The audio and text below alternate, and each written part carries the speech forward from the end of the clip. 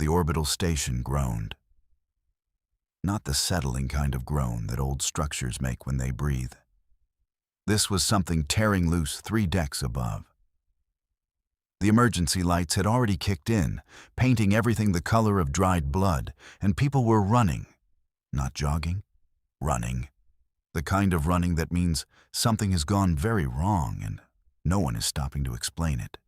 In the middle of all of it, Nina Cross stood at the entrance to Docking Bay 7 with her luggage cart overloaded and her chin lifted at the exact angle that said she did not move for emergencies. She moved when she decided to move.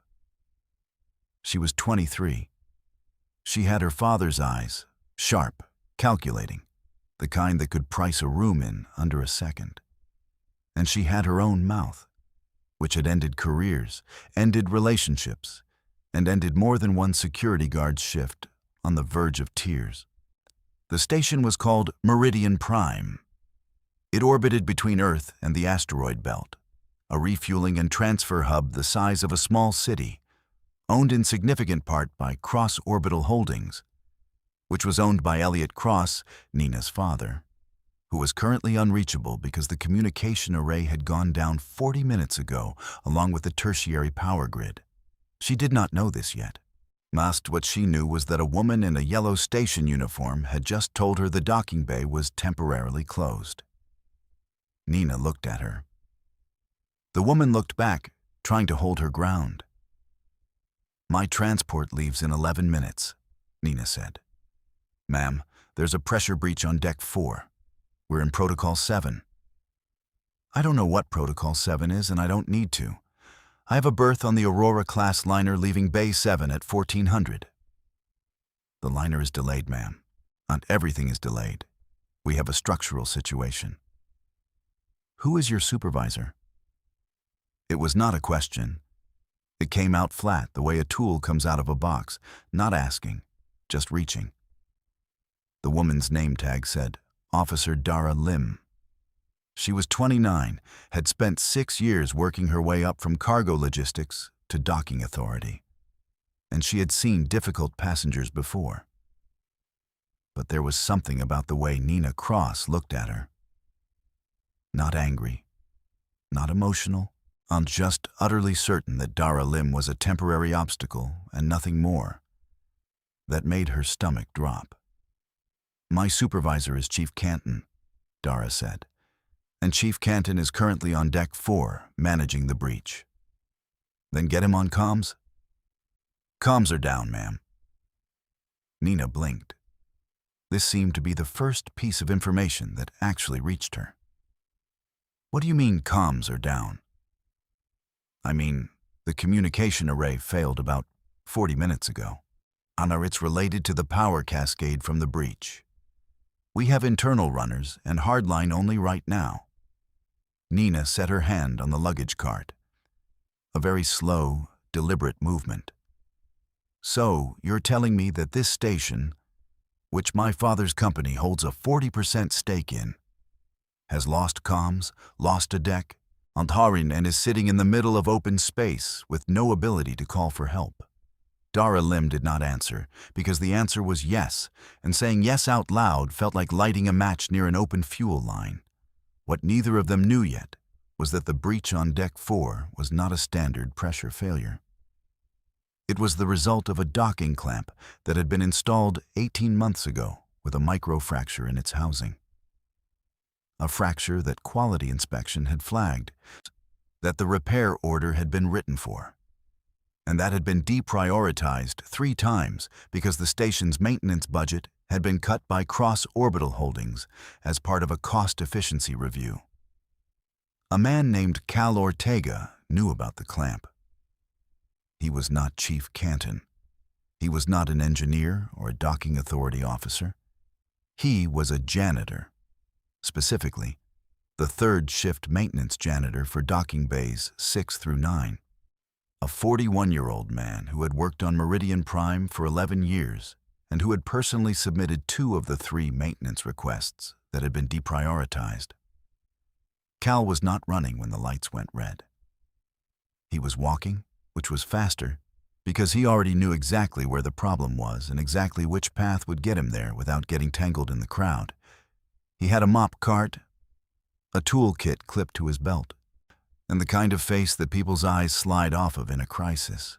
Forgettable, quiet, wearing a gray uniform that no one looks at twice on a space station. He was not handsome in the way that makes anyone do anything stupid. He was just a man doing a job that kept 600 people alive every single day, without any of them knowing it. He passed Nina and Dara at the entrance to Base 7 at a steady walk. Nina did not look at him. Cal did not look at Nina. He turned left down the service corridor and disappeared. Dara, who had been holding her position against Nina with the focus of someone defusing a device, exhaled. "Ma'am," she said, "I need you to go to the central hub. Everyone is being directed there. It is the safest section of the station right now." "I'll wait here." "Ma'am?" "I will wait here," Nina said, and sat down on her luggage cart with the finality of someone who had decided and would not be undeciding. "So until someone with actual authority tells me what is happening." 3 decks above them, the fracture in docking clamp 7 Alpha was spreading at a rate that gave the station approximately 40 minutes before Base 7's outer hull experienced a secondary failure. Cal Ortega had the schematics in his head. He had looked at them often enough. He pulled his toolkit and started to run. The station groaned again. Nina looked up at the ceiling. For the first time since she had arrived at Meridian Prime, something moved in her eyes that was not calculation. It might have been fear. She would not have named it that. But it was there. The service corridor behind Docking Bay 7 was not on any map that passengers ever saw. It was the skeleton of the station. Bare conduit piping, pressure-rated walls with no cosmetic cover, emergency lighting strips at floor level that turned the whole thing a dim amber. And it smelled like recycled air and machine oil, and the specific kind of tire that metal develops over years of pressure cycling.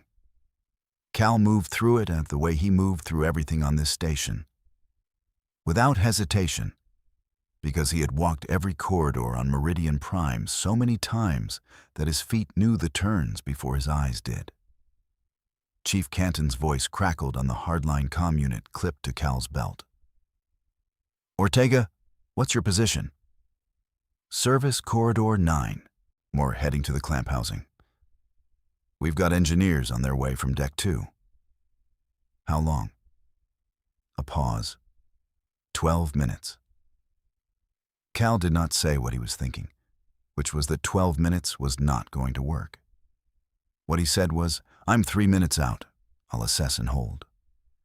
"Ortega, your maintenance. Do not touch the structural housing without." "I know the clamp, Chief.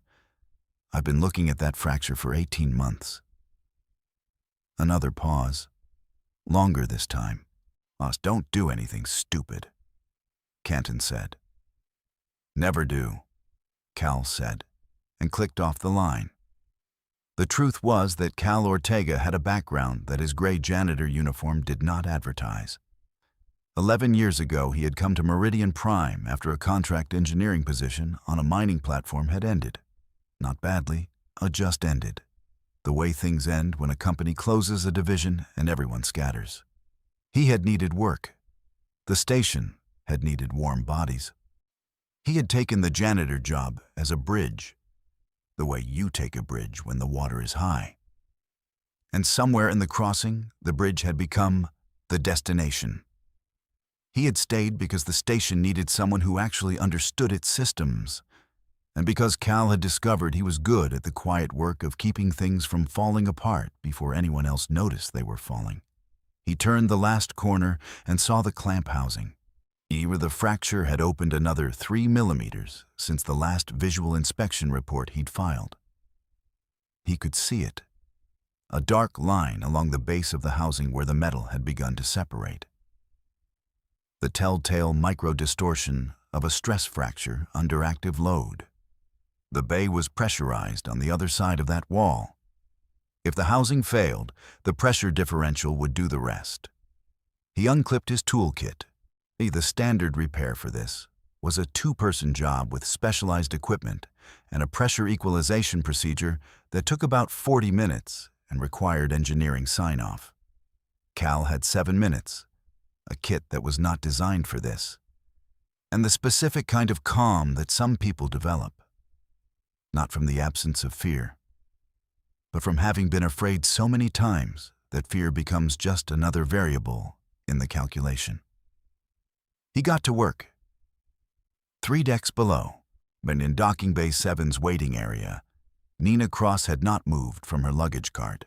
She had, however, opened her personal tablet and was now attempting to access the station's management interface with her father's administrative credentials she had memorized 2 years ago without being asked to and without ever telling him. The interface loaded slow. The power cascade had degraded bandwidth across the station. What she found when it loaded made her go very still. The maintenance log. 3 deprioritized requests for Clamp 7 Alpha, all flagged critical, all overridden by budget authorization codes that traced back to a cost reduction directive issued 14 months ago by Cross Orbital's Operational Efficiency Division. The directive had her father's digital signature on it. She read it twice. Dara Lim came back around the corner, probably expecting to argue again, and stopped when she saw Nina's face. "The breach," Nina said. "It's Clamp 7 Alpha." Dara blinked. "How do you—" "The maintenance requests. They were filed. They were ignored." Nina looked up from the tablet. "Is anyone up there right now?" "Chief Canton has a team." "Is Cal Ortega up there?" Dara went very still. "How do you know that name?" Nina turned the tablet around. The maintenance request log was open. 3 requests, all filed by the same employee number, all attached to the same name. "He's been filing these reports for 1.5 years. He knew, and no one listened." She stood up from the luggage cart. "How long before the housing fails?" Dara checked her own comm unit. "Engineers estimated. How long?" 6 minutes, maybe 8. Nina was already moving toward the service corridor. Dara grabbed her arm. "You cannot go in there. You're a civilian." Nina turned and looked at her with the kind of look that had ended careers. And then she looked at the tablet. And then she looked back at Dara. And something in her face was different from every other expression Dara had seen cross it in the past 30 minutes. It was not the entitled look. It was not the calculating look. It was the look of someone who has just understood something that cannot be ununderstood. "That man has been trying to fix a problem that my family created," Nina said quietly. "And he's up there alone." She pulled her arm free and went into the service corridor. Dara stood there for exactly 2 seconds, then grabbed her emergency kit from the wall mount and followed. The corridor was amber and smelled like metal and old air, and the very particular tension of a structure under stress. Nina had never been in a service corridor in her life. She had been on yachts and in boardrooms and in first-class berths on Aurora liners, and she had walked the public areas of 4 different orbital stations. And none of that had prepared her for the way the walls felt close, and the floor vibrated very slightly underfoot with the rhythm of systems that were working too hard. She heard Cal before she saw him.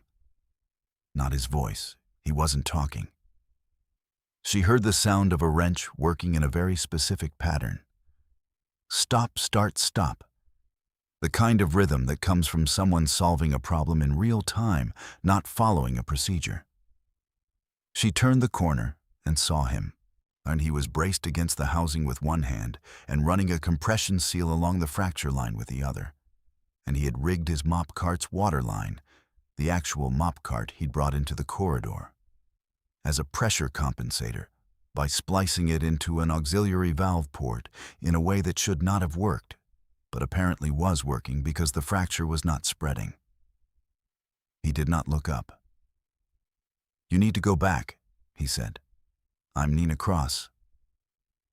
"I know who you are," Cal said. "You still need to go back."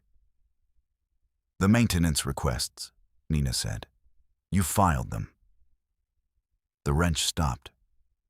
He looked up then, for the first time, and she saw his face fully. Tired, focused, the face of a man who had been doing the invisible work for so long that he had stopped expecting anyone to see it. "Yes," he said. "I filed them. My father's cost directive killed the repairs." "Yes," he said again, without anger. Just the flatness of a fact that has been known for a long time. The housing shuddered. Cal turned back and hit the compression seal with 2 fast strikes that sent a sharp ring through the corridor, and the shutter stopped. "4 more minutes," he said, mostly to himself. "Hold together 4 more minutes." Nina looked at the mop cart splice. She looked at the valve port. She looked at the toolkit. "What do you need?" she said. Cal looked at her again. A different kind of look this time. Assessing, the way an engineer looks at a system, not the way a man looks at a billionaire's daughter. "Can you hold pressure on that valve?" he said. "Just keep it pressed in. Don't let it back off." Nina crossed the corridor, put both hands on the valve, and pressed. It was harder than she expected. The pressure coming back through it was real and physical, and her arms shook with the effort of it. "Steady," Cal said. "I'm steady," she said, and was. The engineers arrived 4 minutes and 20 seconds later to find the fracture stabilized. A janitor finishing a compression seal with a mop cart part, and a woman in designer clothes braced against an auxiliary valve, with her jaw locked and her knuckles white and her eyes forward. Chief Canton looked at all of this for a long moment. "Ortega," he said. "Chief," Cal said. "Is it holding?" "It's holding." Canton looked at Nina. "And you are?" "Nina Cross," she said. "You can let go of the valve now," Cal told her quietly. She let go. Her arms dropped. They were shaking, and she let them shake because there was no one to perform steadiness for anymore. The housing held. The station held. 600 people on Meridian Prime went about their next 4 minutes without knowing how close the math had been. Cal began packing his toolkit. The debrief happened in Canton's office 2 hours later. Once the engineers had completed the full repair and the comms array had been brought back online. The office was small and smelled like coffee that had been sitting too long. And Nina sat in a chair across from Canton's desk, feeling the specific strangeness of being in a room where no one was treating her like Elliot Cross's daughter. Canton had the maintenance logs open on his screen. 3 requests, he said. All flagged critical. All denied at the operational level. "I saw them," Nina said. "Your father's directive authorized the budget cuts that generated the denials." "I know." Canton looked at her. He was a broad man, 60s, with the particular weathered quality of someone who had spent decades on stations that didn't have windows. "Miss Cross, I want to be clear about something. Ortega's splice held that housing. Without it, we'd have lost Base 7's outer wall, and the pressure cascade from that would have..." He stopped. "It would have been very bad." "I understand. Do you?" She looked at him steadily. "I'm going to call my father." "That's your right." "I'm going to call my father," she said again. "And I'm going to tell him what those maintenance logs say. And then I'm going to tell him that a man on third shift janitor pay saved this station with a mop cart and a toolkit and 18 months of ignored reports." She paused. And then I'm going to tell him what I think he should do about it." Canton studied her for a moment. And what do you think he should do? Fix every deprioritized maintenance flag on every cross-orbital asset, fund it fully, and find out how many other Cal Ortegas are out there filing reports that no one reads. Canton was quiet.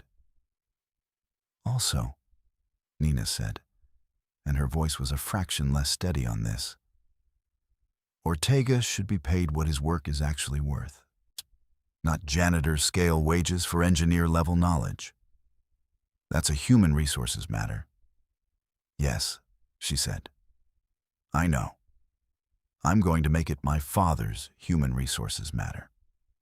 She left Canton's office and walked down the main concourse of Meridian Prime, past the shops and the transit boards, and the crowd of passengers who were just now being told that the delay was resolved and boarding would resume, and she found Cal Ortega by the entrance to the service corridor. He was refilling his mop cart's water tank from a utility tap. Gray uniform. No expression of particular significance on his face. A man finishing his shift. Nina stopped in front of him. He looked up. I owe you an apology, she said. You don't, he said. You held the valve. Before the valve, when I came in through the bay entrance, I walked right past you. Cal looked at her with that same assessing quality, not unkind, not bitter, just honest. Everyone walks past me, he said, and that's part of the job. It shouldn't be. He considered this. Then he said, no, it probably shouldn't. They stood there for a moment in the particular silence of two people who have been through something together and are not yet sure what to do with the fact of it. My father's going to hear about today, Nina said. I figured. I'm going to make sure he hears the right version. Cal looked at her. Miss Cross. Nina. He paused. Nina. I've been filing those reports for 1.5 years. I know how these decisions get made. I don't hold a lot of hope that one incident changes. You held a wall together with a mop cart, Nina said. I'm going to hold some people together with a phone call. We'll see who does better work. The corner of his mouth moved. Not quite a smile. Something that acknowledged the point. All right, Cal Ortega said. He picked up the mop cart handle and wheeled it toward Bay 8. Nina watched him go, then pulled out her personal comm and dialed her father's private line. It rang twice. Nina, Elliot Cross said. What happened up there? I got the alert. Sit down, she said. I have maintenance logs to read you, and you're going to listen to all of them. There was a pause on the line. All of them, he said. Every single one, Nina said, starting with the ones your cost directive killed. The comms array was fully online now, and the Aurora liner was boarding at Bay 7. The station held its pressure, its temperature, its 600 lives, the way it always had, on the quiet work of people whose names no passenger ever learned. Cal Ortega moved through Bay 8 with his cart. He was not thinking about Nina Cross or Elliot Cross or the phone call happening right now 300 meters away. He was thinking about the secondary seal on the Bay 8 pressure door, which had been showing micro-stress indicators for about 3 weeks, and which he had already written up, and which was probably going to need attention before the end of the month. He had already drafted the maintenance request. Elliot Cross did not sleep that night. He had received his daughter's call at 1700 station time, sitting in his corner office on the 42nd floor of Cross Orbital's Earth headquarters, he looking out at a city that moved below him like a living thing. He had expected the call to be about a delayed flight, a bad meal, a staff member who had been insufficiently deferential. He had expected Nina. He had not expected her voice to have that quality in it.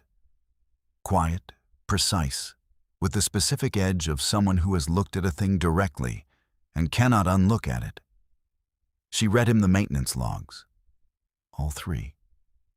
She read him the budget directive, his own signature, the date, the authorization codes. Then she told him about Cal Ortega. Elliot listened without interrupting, which was unusual. His staff would have been surprised. He was a man of interruptions, of quick pivots, of the rapid verbal shorthand of someone who had made faster decisions than most people made breakfasts. But he listened to Nina read those logs in full. And when she was done, he sat for a long time without speaking. "How bad could it have been?" he said. "Canton told me pressure cascade from Bay 7's outer wall. 600 people on station. The liner was still docked." She paused. Canton didn't finish the sentence. I think he decided he didn't need to. Another silence. "This Ortega," Elliot said. "He's a janitor. He has 11 years of structural and systems knowledge of that station. He filed 3 critical maintenance requests that the cost directive killed. And when the housing failed, he was already moving because he'd been watching that fracture for 18 months and knew it was going to go. Why didn't he escalate higher?" "He did," Nina said. "Chief Canton confirmed it. The requests were escalated twice. They came back denied both times from the operational budget level." Elliot was quiet again. "Dad," Nina said, "I need you to do something." "I'm listening." "Pull every deprioritized critical flag on every cross-orbital asset. All of them. Fund the repairs without a cost review, and pull the personnel file on Cal Ortega." "Nina." I held a valve for 4 minutes with my arms shaking while a man on cleaning staff wages kept a hull breach from taking out a docking bay with a toolkit and a spliced mop cart. I don't have a lot of patience right now for the word "but." Elliot Cross sat in his office for a long time after the call ended. He pulled up the maintenance logs himself. Then the budget directive. Then the personnel file for employee number 7734, Cal Ortega, 11 years of service. 3 formal commendations buried in the file.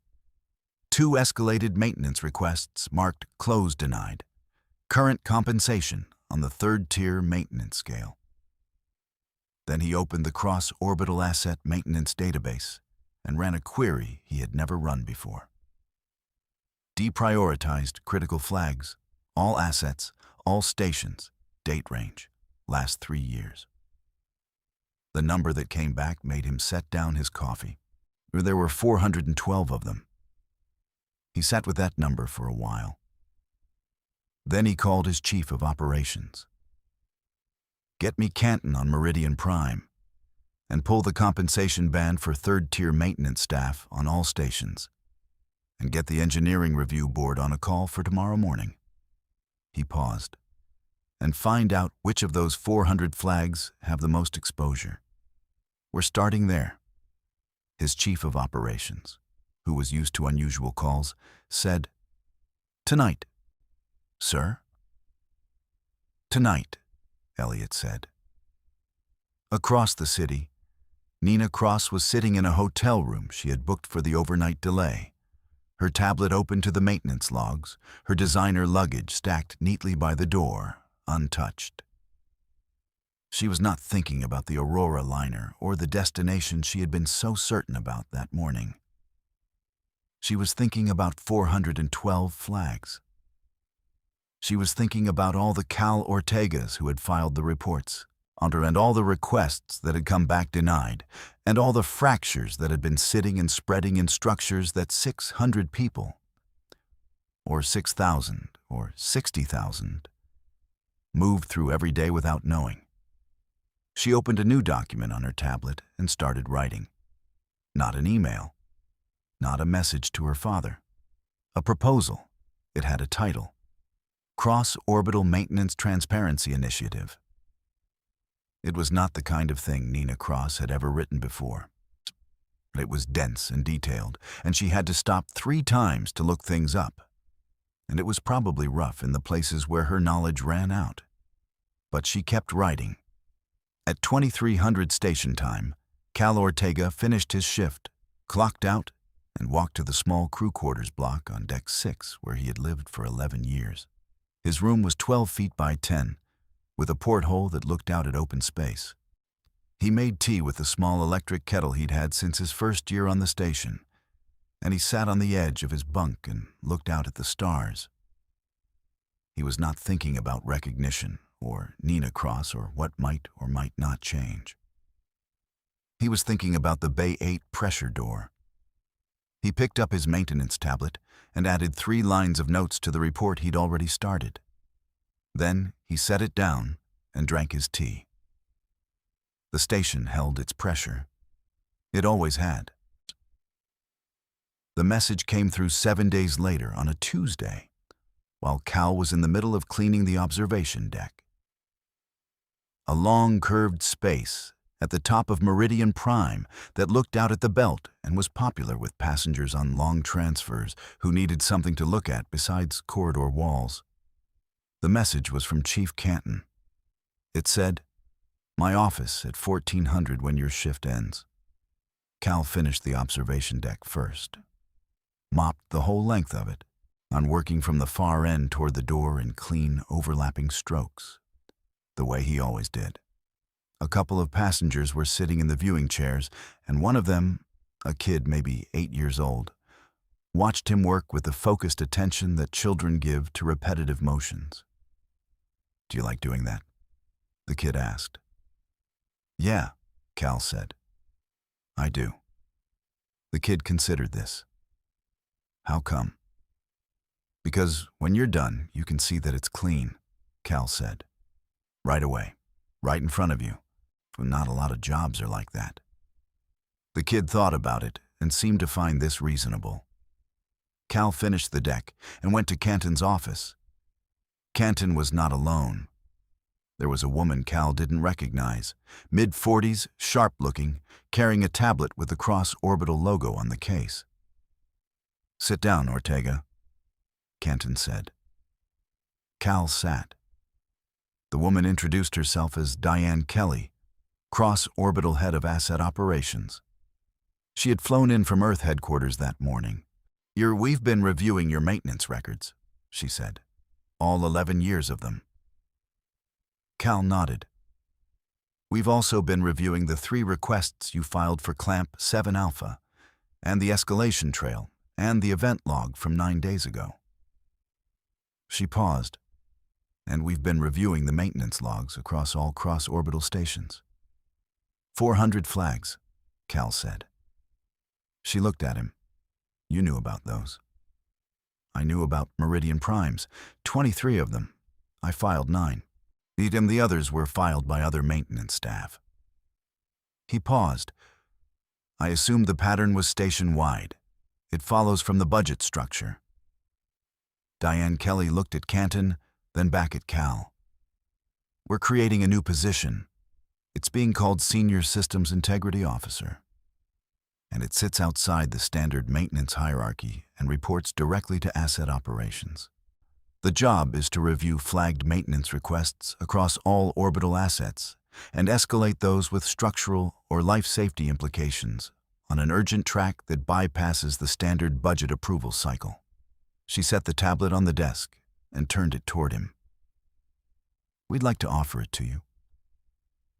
Cal looked at the tablet, then at her. "Why me?" "Because you've been doing it anyway," she said.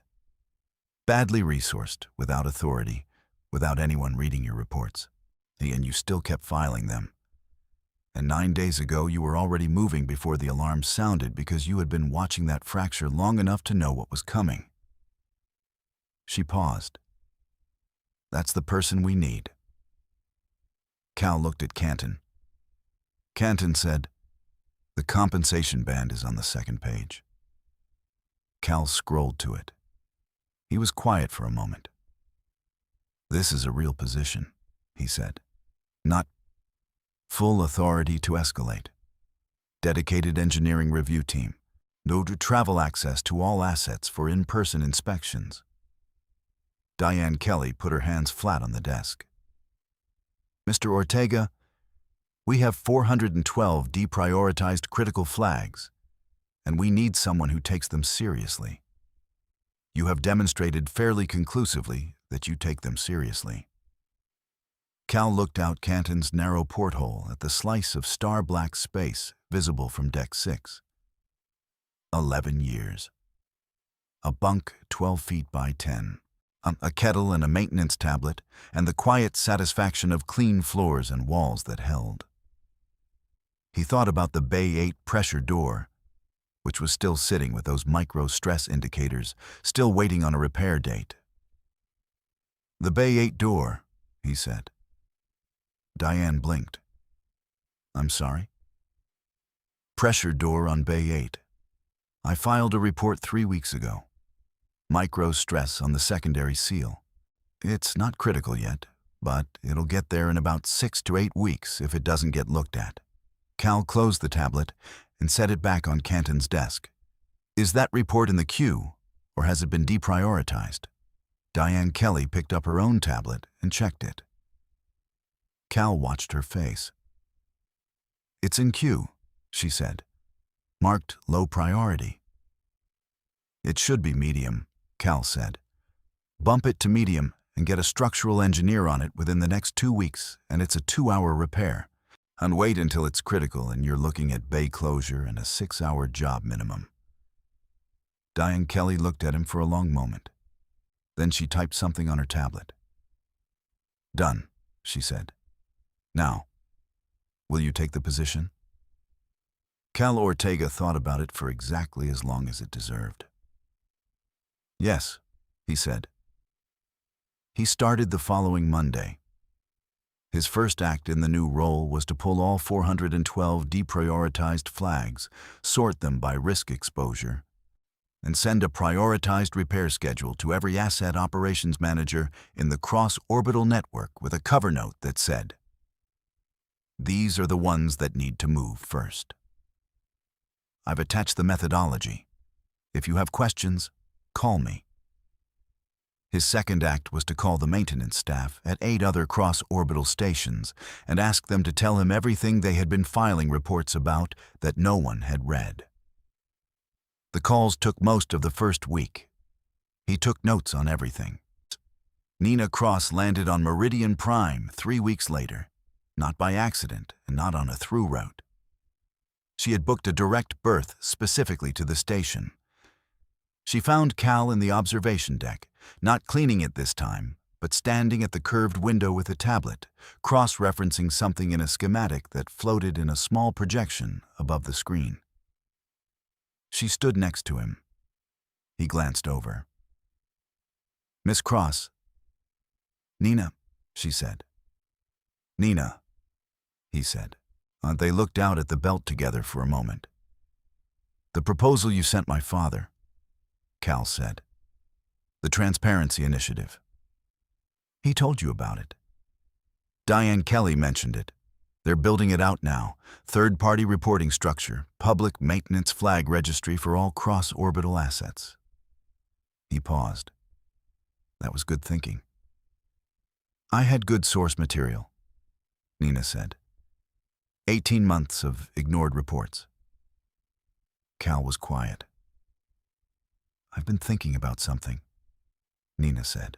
"Where there are other companies, other stations, not just cross-orbital, and they all have the same budget structure, the same incentive to deprioritize, the same people filing reports that come back denied." "Yes," Cal said. "So the cross-orbital fix is good, but it's local." "Yes. I want to make it not local," Nina said. "Industry-wide reporting standards, mandatory escalation paths for life safety flags, third-party audit structure." She turned to look at him. "I don't know how to build that. I know how to fund it and how to get it in front of the right people. But I don't know the technical side." Cal looked at her for a long moment. "I know the technical side," he said. "I know you do." Nina said. Outside the observation window, the belt moved in its slow and ancient orbit. Rocks the size of buildings turning without hurry through the dark. And Meridian Prime held its pressure, its temperature, its 600 lives, and the way it always had and would continue to, as long as someone was watching the fractures.